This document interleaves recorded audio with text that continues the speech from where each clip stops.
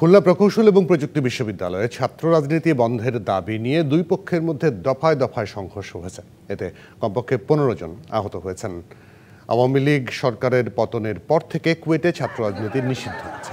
আবারও ছাত্র রাজনীতি শুরুর দাবিতে ছাত্রদলের কর্মীরা সোমবার ক্যাম্পাসে লিফলেট বিতরণ করে। এই ঘটনার প্রতিবাদে আজ বৈষম্য বিরোধী ছাত্র আন্দোলনের শিক্ষার্থীদের নেতৃত্বে মিছিল বের করা হয়।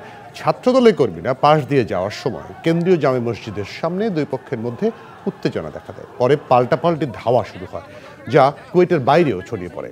কুয়েট পকেট গেট থেকে বহিরাগতরা ছাত্রদলের পক্ষ নিয়ে সংঘর্ষে জড়িয়ে পড়ে। এতে উভয় পক্ষের কমপক্ষে 15 জন আহত হন।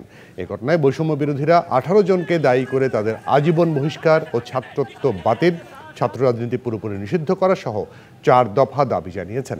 পরে পুলিশ এবং সেনাবাহিনী গিয়ে পরিস্থিতি নিয়ন্ত্রণে আনে।